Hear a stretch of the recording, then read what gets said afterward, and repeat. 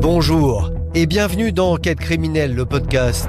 Je suis Jean-Marie Goy et aujourd'hui je vais vous raconter l'histoire d'un crime barbare, celui de Maude Maréchal. Alors que cette jeune fille de 20 ans rentrait chez elle à pied d'une soirée, elle est retrouvée brûlée vive au petit matin à seulement quelques centaines de mètres de son domicile, à Lagny-sur-Marne, en banlieue parisienne. Alors que s'est-il passé ? Avec moi, vous entendrez les voix de ses parents, Françoise et Michel, celles de Nicolas, son frère, de Logan, son petit ami, et de Johanna, sa cousine. Vous entendrez aussi les voix du commandant de la police judiciaire en charge du dossier, celle du procureur de la République de Meaux et de l'avocate de la famille, ainsi que celle des journalistes qui ont travaillé sur cette affaire. Bonne écoute.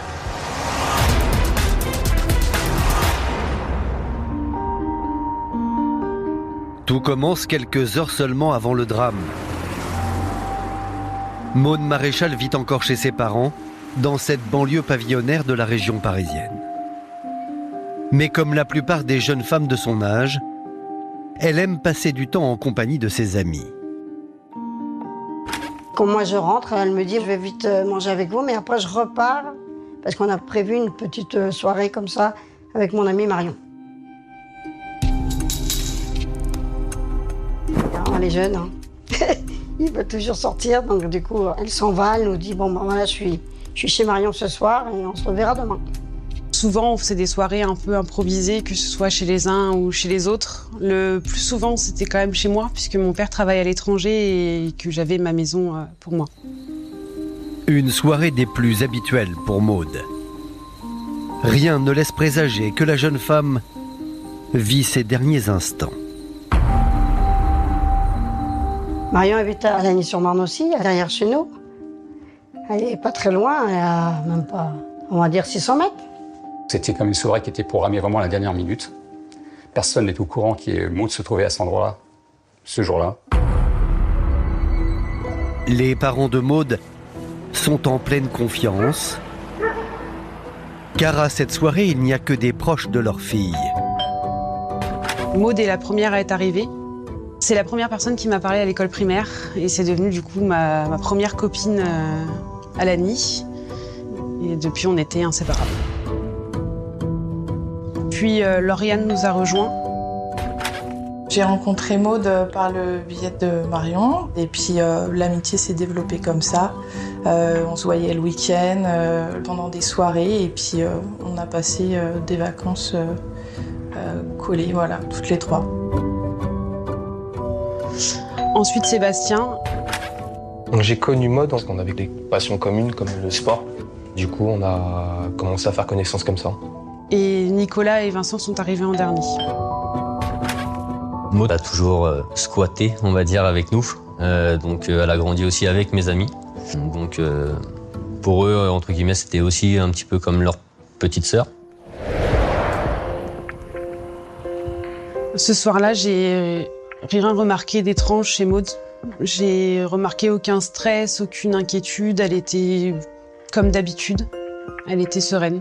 Ma sœur, ça faisait plus de 2 semaines et demie, 3 semaines quasiment que je l'avais pas vue.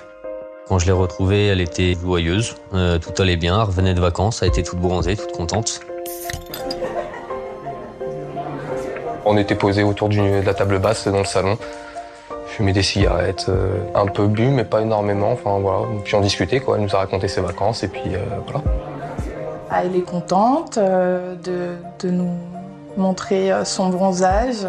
Elle était comme d'habitude, toujours avec le sourire, toujours marrante. Ce soir-là, Maude est au centre de l'attention et c'est souvent le cas.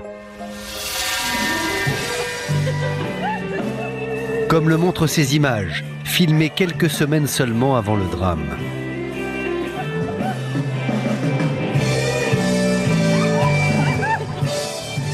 Maude, c'était un petit rayon de soleil. Elle était solaire, c'est une fille, quand elle arrivait, on la voyait. Ma sœur, elle était plutôt gentille, très aimable et plutôt bien élevée. Et puis, toujours une oreille attentive avec les amis. C'est elle qui nous faisait se lâcher, danser, chanter, crier. Enfin, elle m'a vraiment libérée, elle m'a appris à m'amuser. La soirée chez son amie Marion est agréable. L'ambiance est au beau fixe, jusqu'au départ des premiers invités. Vers 23h minuit, les personnes commencent à partir. Tout d'abord, Lauriane. Je suis partie dans les premiers parce que je travaillais le lendemain. Le lendemain, je travaillais. Je décide du coup de partir de la soirée. Je propose à ma sœur de la raccompagner, de la redéposer en voiture jusqu'à la maison. Donc elle me dit que non, que demain elle ne travaillait pas, que Marion non plus. Et puis vu que je savais que mon meilleur ami Sébastien, qui était encore à la soirée, avait l'habitude de la ramener quand je partais un petit peu plus tôt, donc lui il la ramenait à pied. On était en bas de la rue, concrètement, de chez mes parents à chez Marion, il y avait 5 minutes à pied. Je me suis dit que tout allait bien se passer. C'est à ce moment précis que la vie de Maude Maréchal va basculer. Elle ne se doute pas qu'en déclinant la proposition de son frère, elle se met en grand danger. Je serre ma sœur contre moi, donc je lui fais un câlin et donc je lui dis à très vite, de toute façon on se revoit dans la semaine. Donc elle me dit oui, pas de souci, avec un grand sourire. Ce soir-là, oui, c'est la dernière fois que j'ai vu.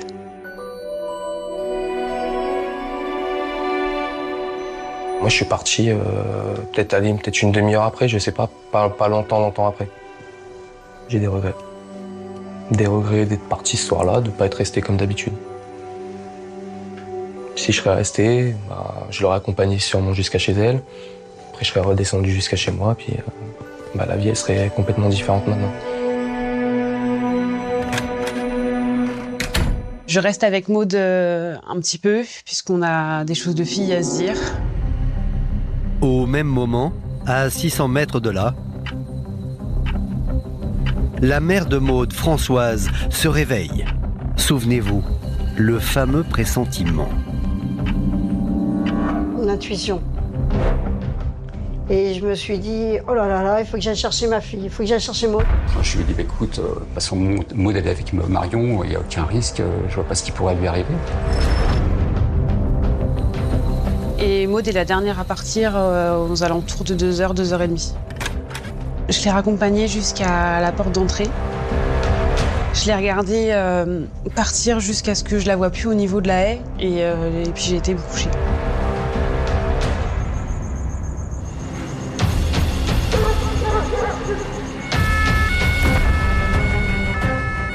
Aux alentours de 3h du matin, une patrouille de la ville de Lagny-sur-Marne fait la découverte macabre du corps d'une jeune femme totalement carbonisée dans un quartier résidentiel de la ville.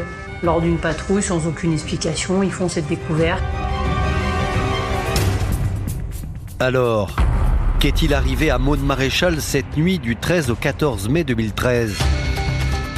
Pour le comprendre, les enquêteurs vont passer le quartier au peigne fin, interroger tous les voisins. Et voici le scénario qu'ils sont parvenus à reconstituer.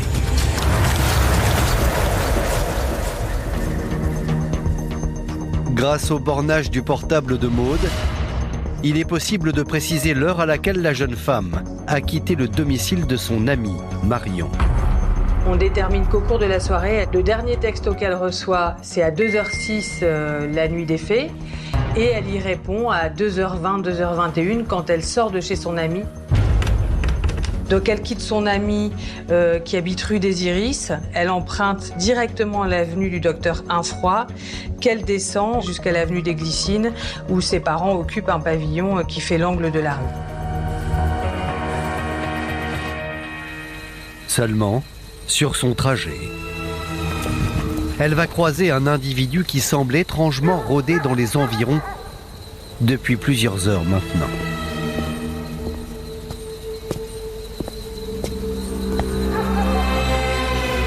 Il y a eu un rôdeur qui a été aperçu ce soir-là par plusieurs personnes.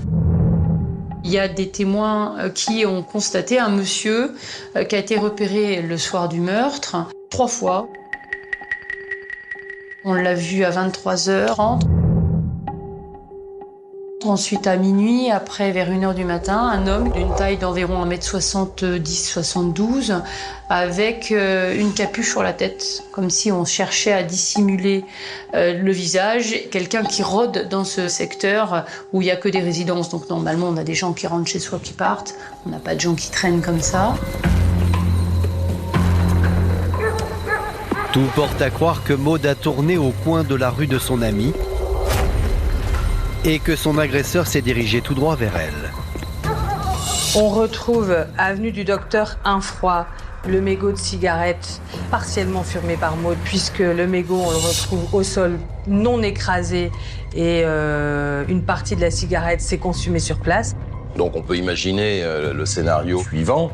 Maud sort de cette soirée, arrive sur le trottoir, allume une cigarette et elle est à ce moment-là agressée. Donc, elle a très vraisemblablement été surprise au moment où elle allumait cette cigarette. On a remarqué la présence, à côté du mégot de cigarette, d'une espèce de traînée, on va dire, d'1 mètre de long à peu près, de liquide, comme si de l'essence avait été projetée sur 1 mètre de longueur. Sachant que l'essence est très volatile, ça peut vouloir dire qu'au moment des faits, il y en avait encore plus. Les analyses qui vont être faites sur les vêtements et sur le corps de Maud Maréchal vont permettre d'affirmer qu'elle a été brûlée avec de l'essence de voiture. Je ne suis pas sûr que l'agresseur soit venu pour discuter. Je pense qu'il était déterminé. Il a un flacon contenant d'essence. Il asperge Maud avec le contenu de la bouteille. À ce moment-là, elle essaye de fuir et il va jeter soit un briquet, soit une allumette. Elle fuit, mais elle est rattrapée par le feu.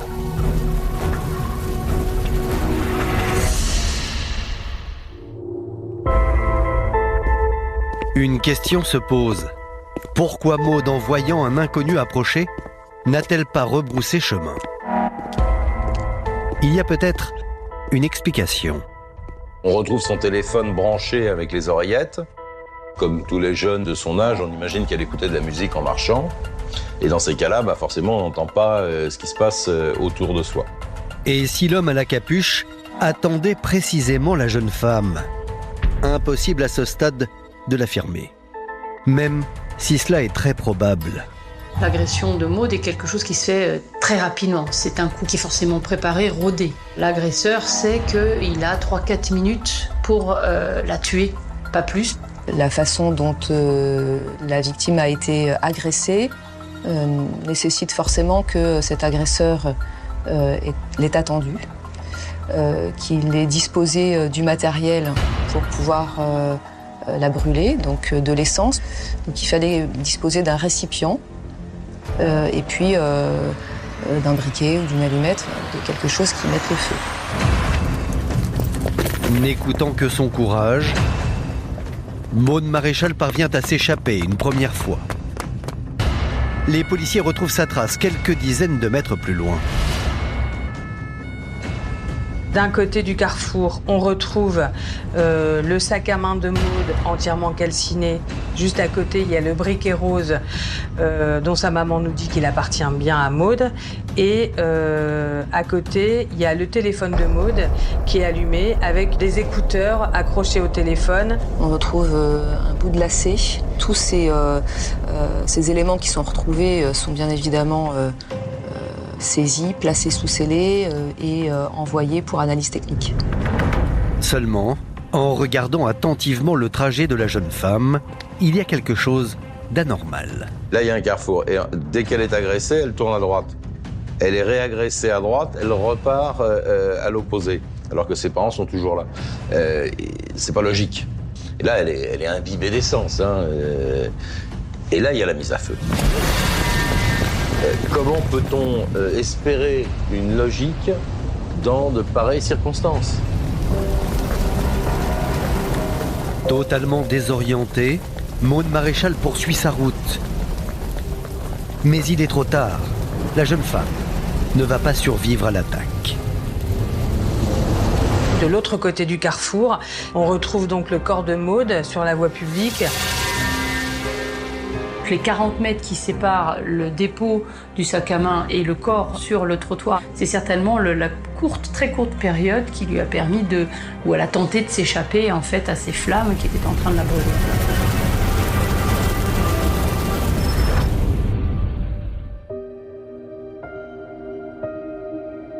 Elle est allongée sur le flanc gauche, en position fétale. Son corps est brûlé, pour la plus grande partie dans le haut du corps, donc et beaucoup le visage. Les vêtements qu'elle portait en haut sont quasiment inexistants. Il ne reste que quelques lambeaux. Maude Maréchal est morte en quelques minutes dans d'atroces souffrances. Un meurtre que les policiers ne découvrent qu'environ une demi-heure plus tard. Le corps a fait l'objet d'une autopsie. Le médecin légiste a déterminé que Maude avait été morte asphyxiée par l'inhalation des fumées qui ont été provoquées par l'incendie de son corps, ou en tout cas des vêtements qu'elle portait. C'est une mort atroce, c'est une mort barbare. Son corps ne présentait aucune trace de défense, aucune autre blessure. Elle est morte, brûlée vive. Un meurtre commis comme ça, c'est extrêmement rare.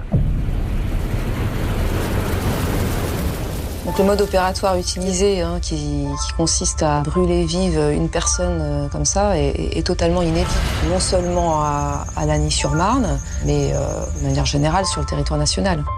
Une personne qui se permet d'ôter la vie à quelqu'un, c'est pas possible. C'est inacceptable. Personne ne mérite de mourir comme ça.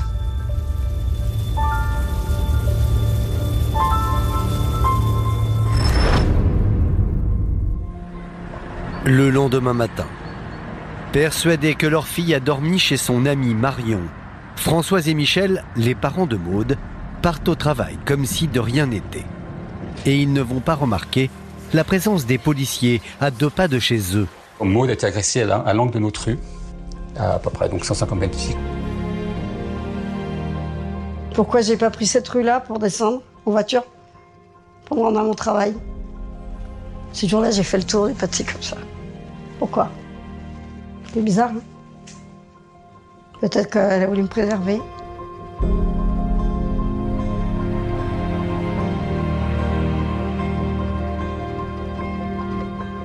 Et ce n'est qu'en fin de matinée que Michel Maréchal va le premier apprendre l'atroce nouvelle. J'ai un RH qui m'a appelé. Il était midi, donc elle m'appelle, elle me dit « Vous pouvez passer s'il vous plaît à la mairie ». Il y avait 3 personnes qui m'attendaient, donc c'était les gens de la PJ de Versailles. « On est là pour votre fille, Maude Maréchal. C'est bien votre fille ?» Je lui dis « Oui, c'est bien ma fille, oui. » Et là, bien sûr, il y a l'annonce. Il me dit carrément « Votre fille est décédée, cette nuit elle a été agressée. » Je n'ai pas réagi tout de suite, mais j'étais dans un état second. Je comprenais pas. Pour moi, c'était pas possible. C'était pas possible, c'était un mauvais rêve, quoi. Soit un coup de fil de mon père. La voix un peu tremblotante, on va dire. Je l'entends pas pleurer, mais presque. Donc je m'inquiète tout de suite. Il me demande de venir en urgence à la maison.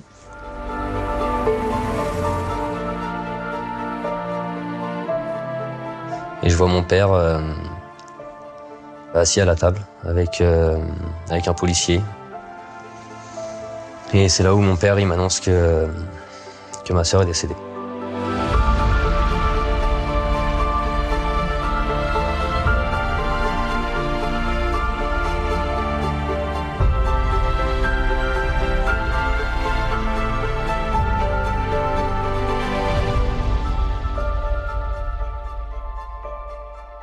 Là, je l'entends pleurer au téléphone qui me dit qu'il arrive un malheur à Maude. Quand j'arrive, en fait, je le vois en fait assis contre le mur, en train de pleurer. Coucou tonton, je peux parler à Maude? Je sais pas, il commence à pleurer, il me dit Maude elle est morte, elle a été brûlée. Et là voilà quoi, il y a tout qui s'effondre.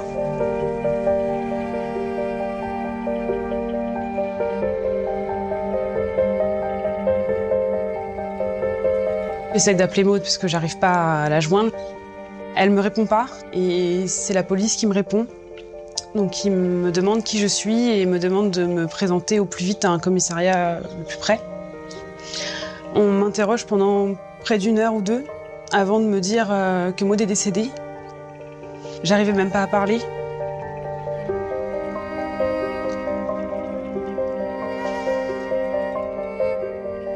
Je me suis écroulée par terre et puis voilà. J'étais choquée, c'était très dur. Pour moi, c'est un film. C'est pas possible, ça peut pas se passer dans une ville tranquille, pas aussi jeune, pour moi, c'est un cauchemar.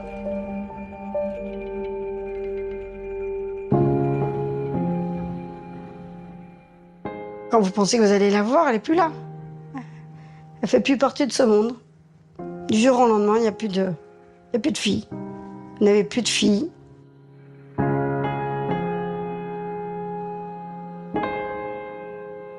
Pour moi, le plus difficile, c'est peut-être la manière dont elle a été tuée. Parce qu'on ne pense pas perdre son enfant comme ça, c'est pas possible. C'est inimaginable. Jamais j'aurais pensé que Maud puisse partir dans cette souffrance Et pourquoi elle? C'est des choses qu'on entend à la télé, qu'on voit dans des films, c'est des choses qu'on entend aux infos.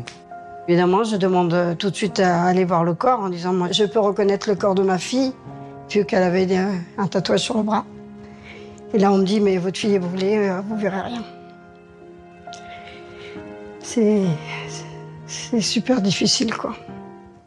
Quand on voit notre fille dans ce cercueil, avec un voile sur le visage, parce qu'elle a été brûlée, et qu'on a envie quand même de l'embrasser, et on nous dit il ne faut pas retirer ce voile, je vous le déconseille, ne le faites pas. Si vous voulez garder une belle image de votre fille, ne le faites pas.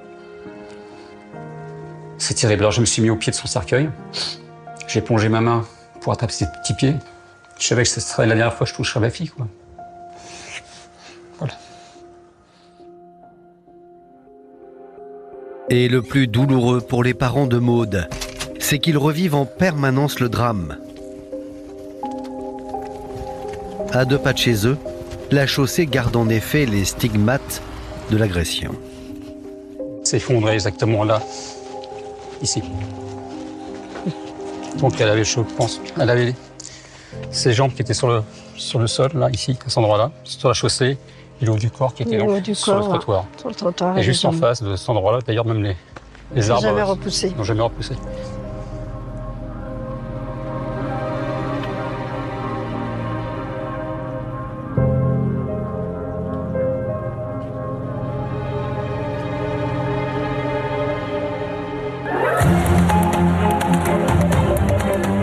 Très vite, le meurtre de Maud fait la une des médias. Et les questions sur l'identité de l'agresseur fusent. Terrible découverte à Lagny, en Seine-et-Marne. Maud, âgée de 21 ans, a été brûlée vive près de chez elle. Je suis arrivé à 4h30, il n'y avait pas de bruit. C'est un voisin qui était à 11h, il n'a pas entendu non plus. On n'a rien entendu. Qui fréquentait-elle? Est-elle repartie seule de cette soirée ou a-t-elle croisé plus tard son agresseur sur le chemin du retour? Alors, qui est ce mystérieux agresseur? Pour le déterminer, les enquêteurs ne vont pas avoir la tâche facile. Il n'y a pas de vidéosurveillance, il n'y a pas de témoin direct, bien sûr, sauf à ce que quelqu'un ait vu et ne se soit pas manifesté. Les gens dorment. Donc, pas de témoins oculaires, il n'y a pas d'ADN, il n'y a pas de vidéosurveillance. Seulement certains voisins vont apporter une information capitale. L'agresseur de Maud pourrait être un proche. Des témoins nous disent qu'ils ont entendu des cris et éventuellement une personne, une voix féminine dire « arrête » plutôt aux alentours de 2h40. Donc ça pourrait être quand même l'heure privilégiée pour la commission des faits. On a 2 témoins. Un monsieur qui dit qu'au moment où il va se coucher vers 2h30 du matin, il va entendre un cri de femme. Il est à côté de son épouse qui, elle, est dans un semi-sommeil, qui, elle, dit entendre des propos « arrête, arrête ». Mais comme cette femme est à moitié endormie, on ne sait pas trop la valeur de son témoignage. Je pense que Maud connaissait la personne. D'ailleurs, quand elle a crié « arrête », elle n'a pas dit « arrêtez ». On se dit que peut-être c'est quelqu'un qu'on connaît, que peut-être c'est quelqu'un qu'on a consolé. que c'est peut-être quelqu'un qui a pris ses parents dans ses bras. Et ça, c'est dur. Je me suis posé la question de savoir pourquoi elle aurait mérité une telle sentence. Je ne sais pas pourquoi cette personne-là a décidé que c'était la fin de sa vie. Comment on peut immoler une personne? Je me demande même à quel point on peut être déshumanisé pour pouvoir faire des choses comme ça. Pour découvrir si le meurtrier de Maude Maréchal est effectivement un proche, les policiers vont interroger tout son entourage, sans exception.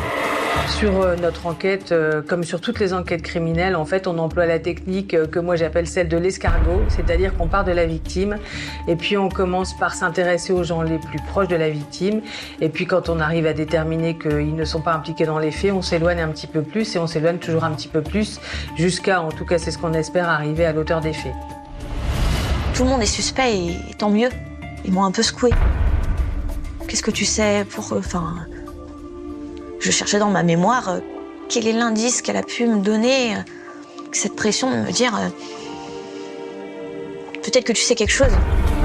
On va aller regarder ce qui se passe du côté des amis. Nous avons les 4 personnes présentes ce soir-là. Elles ont été entendues séparément. On a des versions qui sont tout à fait concomitantes. Alors, à moins d'avoir une association de malfaiteurs qui fait que les 4 soient complices, dont le frère, de l'assassinat de Maude, qui est quand même vraiment, à mon avis, très peu probable, lui fait des témoignages concordants et de l'organisation, des heures de départ, tout fait que tout coïncide sur ce qu'il raconte de cette soirée. Les 4 vont bien évidemment être mis hors de cause. Mais ce soir-là, chez Marion, il y a un grand absent. Alors forcément, les policiers s'y intéressent de près. Merci d'avoir écouté la première partie de cet épisode consacré à l'affaire Maude Maréchal. Dans la seconde partie, vous allez en savoir plus sur l'identité de celui qui pourrait être son agresseur.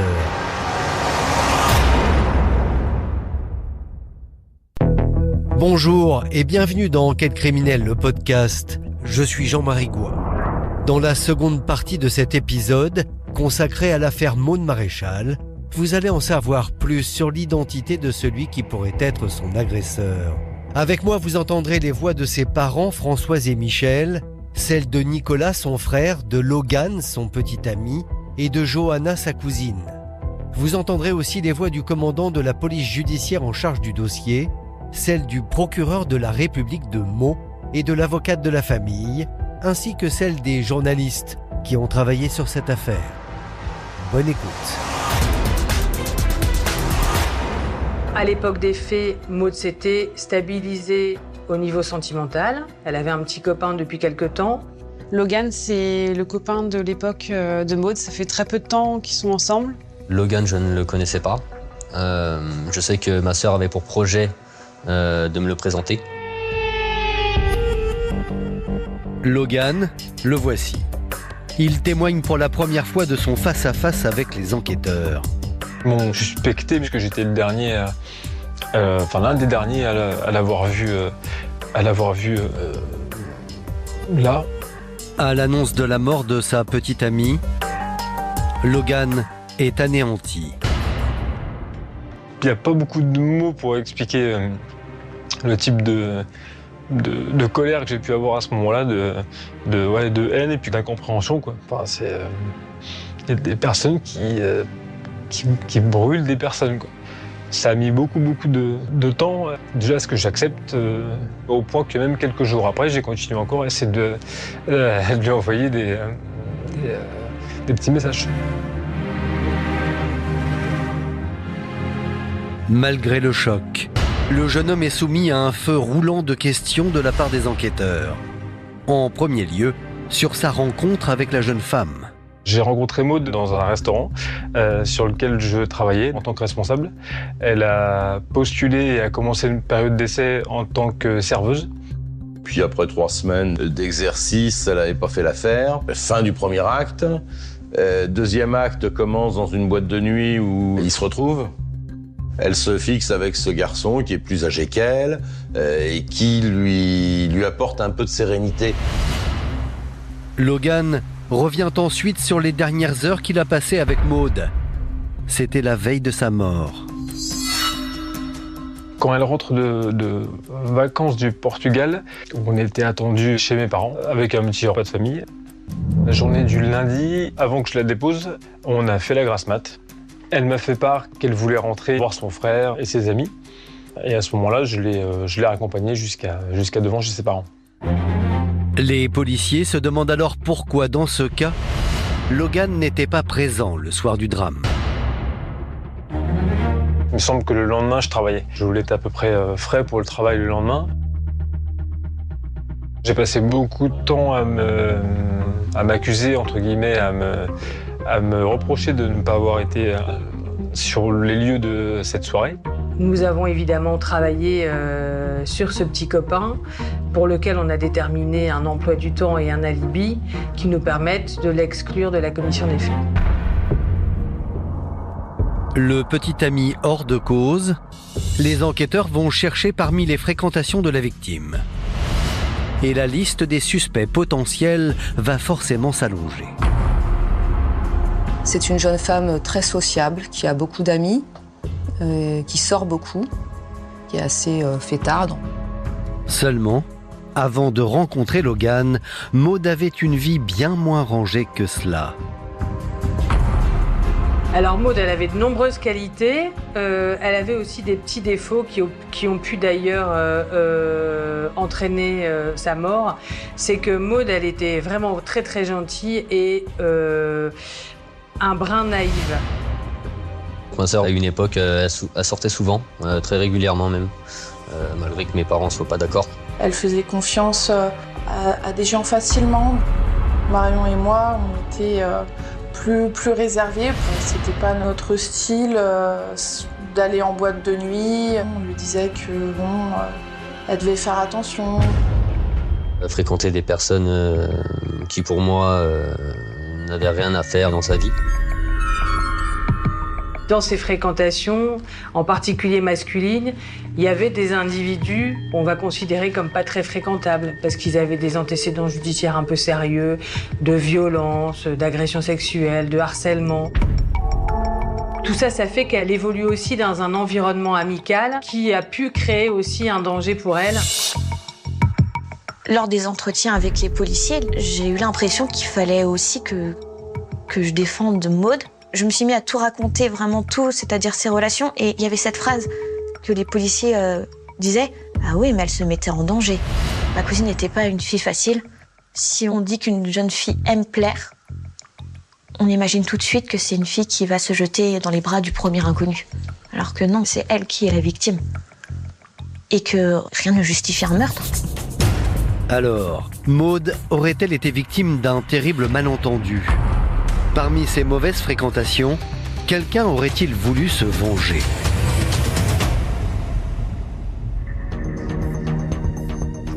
Ma sœur, elle avait des anciennes conquêtes, des personnes qu'elle avait rencontrées en boîte, qui la harcelaient régulièrement, qui l'appelaient souvent pour qu'elle se déplace jusqu'à chez eux. Dans ce dossier, on peut dire que, contrairement à d'autres dossiers, il y a beaucoup de suspects. Parce que Maud Maréchal suscitait des passions. Elle a pu aussi conduire un certain nombre de personnes. L'enquête a été orientée aussi sur ces personnes-là. On peut penser qu'il s'agit aussi bien d'un homme que d'une femme. On peut très bien penser que ça peut être une femme parce que Maud était une jeune fille jolie, qui plaisait beaucoup aux garçons et elle a pu rendre jalouse, pourquoi pas, une compagne qui aurait voulu se venger de cette façon. C'est tout à fait possible. Je pense, oui, il y a un crime passionnel, mais pas de la part d'une femme jalouse parce que... Enfin, je pense pas qu'elle s'y prendrait comme ça. Pour moi, c'est pas le style d'une femme. Mon instinct me dit que c'est un garçon. Puisque autour de ma cousine, les plus violents ont souvent été des garçons. Je pense à un homme qui aurait voulu peut-être juste la défigurer. Comme des fois il y a des attaques à l'acide. Peut-être c'est seulement ça, voilà, c'est qu'il n'a pas pu la voir et qu'il s'est dit si je peux pas la voir, personne l'aura. Selon les proches de Maud, au moment de sa mort, il y avait du changement dans la vie de la jeune femme. Et cela a peut-être envenimé les choses. D'abord, depuis sa rencontre avec Logan, la jeune fille faisait moins la fête. Quand elle était avec moi, je passais pas mal de journées chez mes parents où on allait se balader à droite à gauche. Et puis professionnellement, Maud semblait enfin avoir trouvé sa voie. Ma mère venait de lui proposer une immersion dans l'EHPAD dont elle était directrice. Elle était très contente de ce stage. Elle m'avait dit, tu sais maman, je crois que plutôt que d'être avec les gens les plus jeunes, je serais plutôt avec les personnes âgées parce qu'ils racontent un peu leur vie. Puis elle aimait bien, elle était un peu curieuse aussi. Je sais qu'elle avait pour objectif de devenir aide à la personne, ce qui lui collait super bien à la peau. Et à la fin du stage, elle nous a dit, papa, maman, voilà, c'est ce que je veux faire. Et effectivement, elle avait trouvé sa voie, quoi. Voilà. Malheureusement, peu de temps après, voilà, elle nous a quittés, quoi. Quelques jours seulement avant sa mort, c'est donc une Maud transformée que sa cousine Johanna retrouve en vacances. On parlait de tous les projets donc à venir. Et donc il y avait de l'entrain. Elle disait, je vais rentrer du Portugal transformée. Je vais perdre tant de kilos, je serai toute bronzée. Et puis dès que je rentre du Portugal, j'arrête de fumer. Mais pendant le séjour, quelque chose la tracasse. Et elle s'en confie à sa cousine. Quand j'étais au Portugal, en fait, elle m'a parlé effectivement de menaces. Un homme qu'elle a rencontré, il me semble en boîte de nuit, et il lui avait dit, si je te revois, gare à toi, quoi. T'as pu pas dire que je te revois. Lorsqu'elle entend qu'un homme la menaçait, Johanna repense tout de suite à un épisode qui s'est déroulé quelques mois plus tôt. Je me souviens d'une soirée où j'étais au téléphone avec elle. Elle me dit qu'elle est près de sa fenêtre et elle me dit, il y a une voiture là qui vient de s'arrêter et qu'il y a deux hommes qui sont sortis avec un des hommes qui lui a fait un signe avec un doigt sous la gorge. Je lui dis, t'es toute seule? Elle me fait, non, Nico, il est dans sa chambre. Ils sont sortis, mais il n'y avait plus de voiture. Elle pensait que c'était le gitan. Je sais qu'elle a rencontré un garçon qu'elle appelait le gitan. Elle a dû le rencontrer en soirée, en boîte de nuit, mais après, je ne l'ai jamais vu, jamais rencontré. Cette personne, elle a été très imposante auprès de Maud. Au début, elle l'a vu un petit peu, et puis quand ça a commencé à devenir vraiment malsain, elle a arrêté de le voir. Dans les mois qui ont précédé son décès, elle a été victime de harcèlement de la part d'un jeune homme qui a été identifié, qui lui a vraiment pourri la vie, qui était agressif. Sauf que, quand Maud Maréchal se confie à sa cousine au sujet de nouvelles menaces, cette dernière ne prend pas la chose au sérieux. J'essaie de la rassurer, en fait. Et puis même, moi j'en étais convaincue. Pour moi, il y a un monde entre le fait de faire des menaces et ensuite de passer à l'acte. Moi, je pensais que c'était que dans les films qu'on voyait ça. Et pourtant, au fil des mois, l'homme s'était montré de plus en plus inquiétant. Nicolas, le frère de Maud, avait d'ailleurs dû intervenir. Échanger, pas par politesse du tout, pour le coup. Et au final, pour s'en débarrasser, ma sœur, en principe, avait changé de numéro. J'avais dit à Maud, écoute Maud, on va changer de numéro de téléphone, et puis on va aller porter plainte. Je lui avais redemandé plusieurs fois, est-ce que ça va mieux et tout ça. Elle m'avait dit, c'est fini, c'est terminé. Mais bon, le fait de changer de téléphone n'a pas suffi à faire stopper l'acharnement du gitan. En effet, Maud était persuadée que l'homme l'a traquée jusque devant chez elle.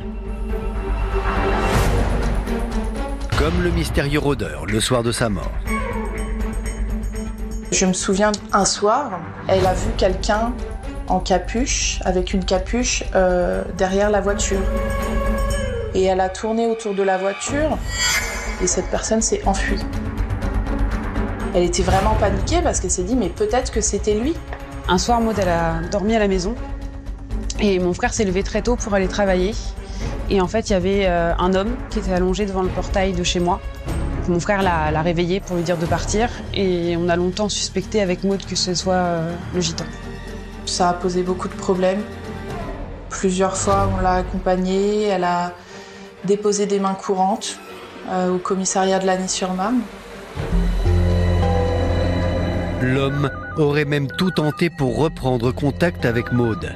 Maude m'a raconté qu'il lui a même proposé de l'argent pour qu'elle couche avec lui, ce qu'elle a refusé.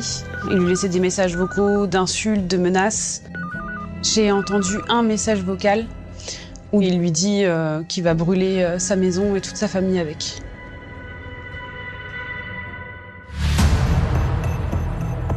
Alors ce soir-là, le fameux gitan serait-il passé des menaces aux actes? Serait-il le meurtrier de Maude Maréchal? Il y a eu une enquête de police à son sujet, cet individu a été identifié. On s'est évidemment intéressé à lui dans le cadre de la mort de Maude, sans pouvoir ni l'inclure ni l'exclure de la liste des suspects. Cette piste s'est arrêtée tout simplement par le fait que son téléphone a borné à plusieurs centaines de kilomètres du lieu où Maude a été tuée. Donc, les forces de l'ordre sont parties du principe que, alors c'est pas un alibi puisqu'il n'était pas ce soir-là en présence de quelqu'un qui dit que, mais que son téléphone étant loin, on suppose que lui y était.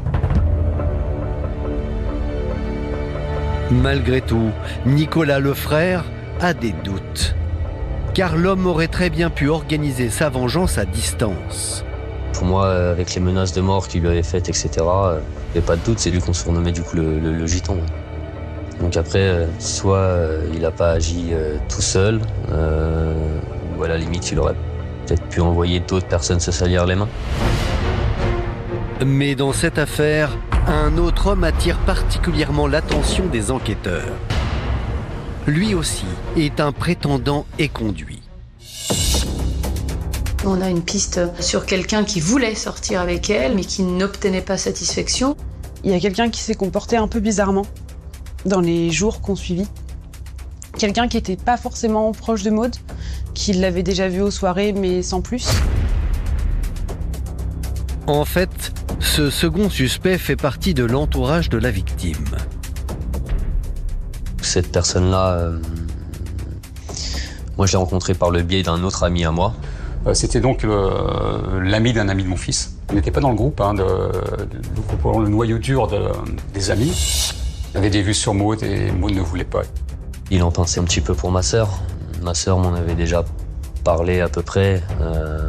Pour elle, c'était pas possible. Dans le sens où c'était pas un garçon qui l'intéressait. C'était pas du tout quelqu'un avec qui elle s'imaginait un jour, quoi. Elle me disait non, moi, c'est pas mon genre, quoi.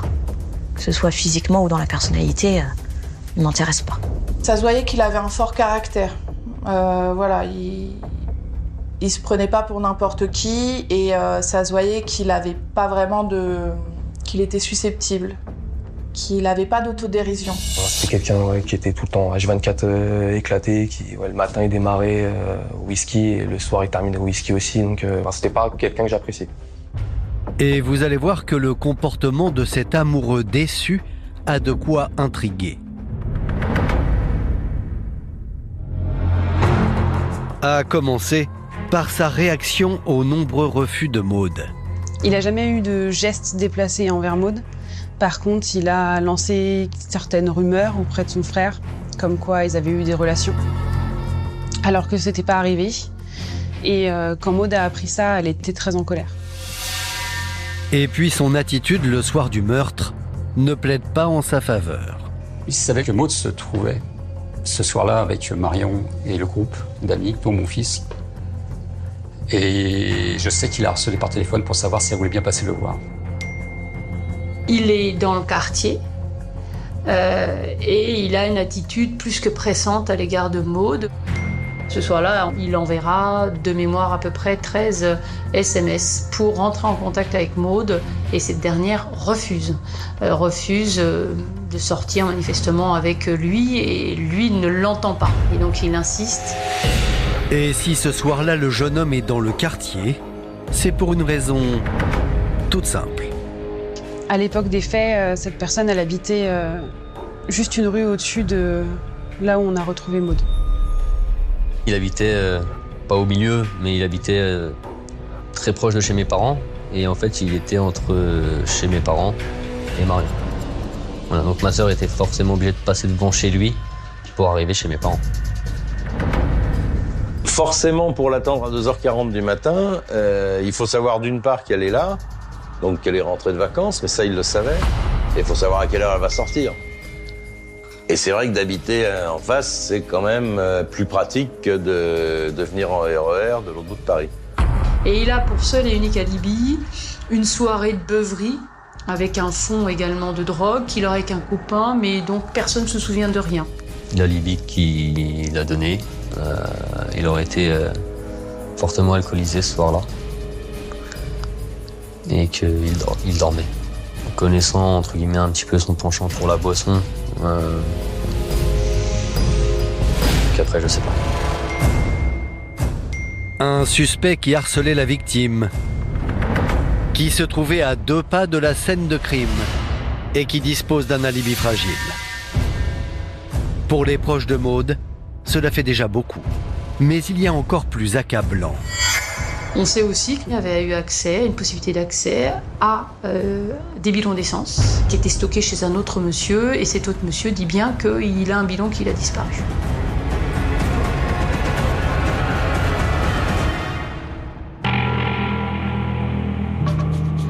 Après la mort de Maud, il a fait un tatouage avec son prénom sur son bras. Et il nous a tous dit que c'était son ex, alors que nous, on n'était pas au courant de cette relation, pas du tout. Et je pense que c'est faux. Je sais qu'il est parti en province, même peut-être 15 jours, 3 semaines après la mort de Maud. Donc je ne sais pas s'il fuyait ou si c'est prévu qu'il parte en province, je ne sais pas. Je ne saurais dire.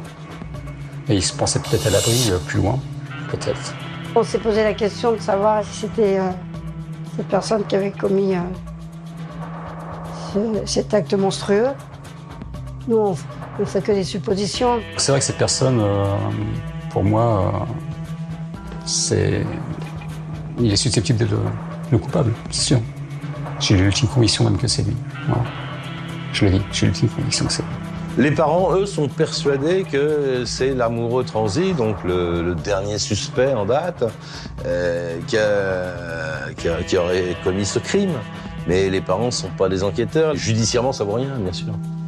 Il faut bien qu'ils se raccrochent à quelque chose. De toute façon, ils n'ont même pas pu voir le corps de leur fille. Pour Nicolas, en revanche, il est impensable que son ami puisse être responsable de la mort de sa petite sœur. C'est un ami, je le fréquentais très régulièrement, pratiquement tous les jours. On a partagé quand même pas mal de choses ensemble. Si réellement c'est lui, qu'il se dénonce, qu'il le dise. Qu'ils le disent parce qu'on peut pas vivre comme ça. La piste de cette amie qui aurait pu en vouloir à Maud Maréchal parce qu'elle ne lui manifestait pas forcément d'intérêt est une piste qui est explorée, qui n'est pas du tout fermée, mais ça fait partie d'une piste parmi d'autres.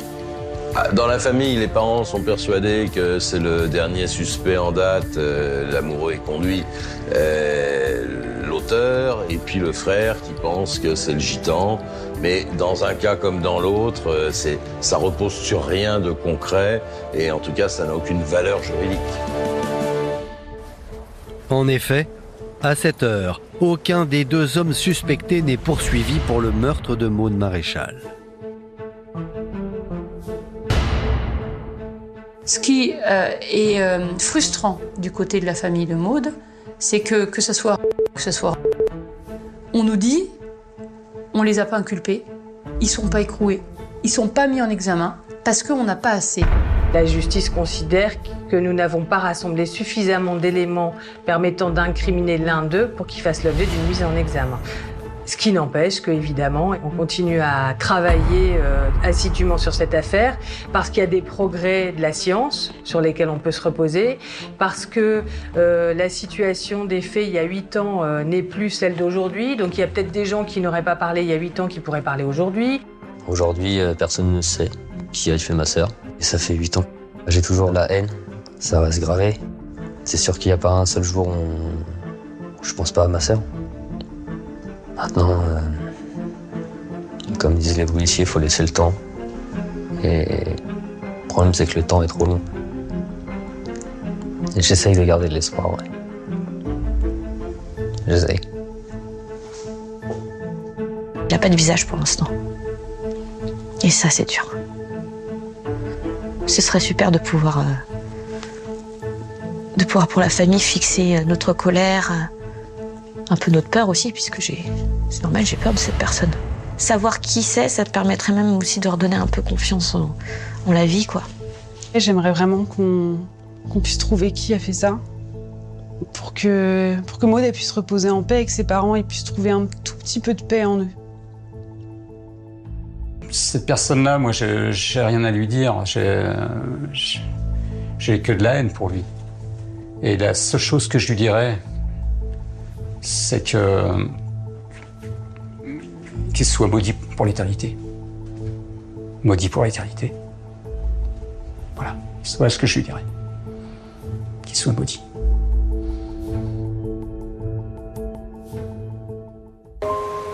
En attendant qu'enfin l'enquête permette de confondre l'assassin, pour la famille de Maud, le temps s'est arrêté.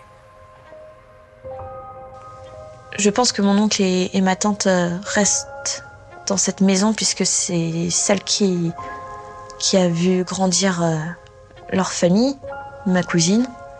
Et que même c'est dans cette maison qu'ils ont partagé les souvenirs avec ma cousine. Si on reste dans cette maison aussi, c'est pareil. Plusieurs fois, on s'est dit, pourquoi rester ici? Parce qu'on s'accroche. On s'accroche de la rue.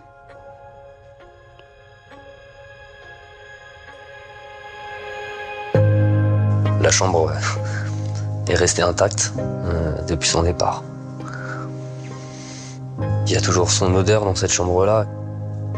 On sait très bien qu'elle rentrera jamais, mais tout est encore là.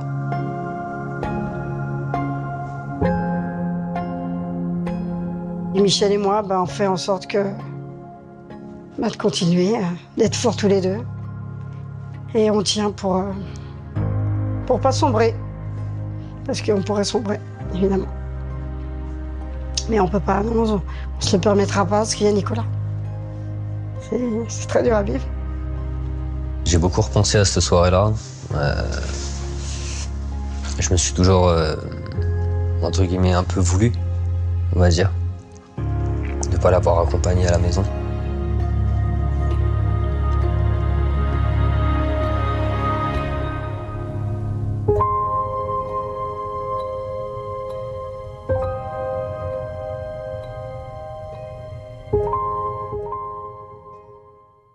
Merci d'avoir écouté la seconde partie de cet épisode consacré à l'affaire Maud Maréchal. Désormais, ce crime est entre les mains du pôle des affaires non élucidées de Nanterre. N'hésitez pas à vous abonner à ce podcast afin de recevoir chaque semaine un nouvel épisode. Et bien sûr, s'il vous a plu, vous pouvez laisser un commentaire sur l'appli RTL et RTL.fr et toutes les plateformes partenaires. Je vous dis à bientôt.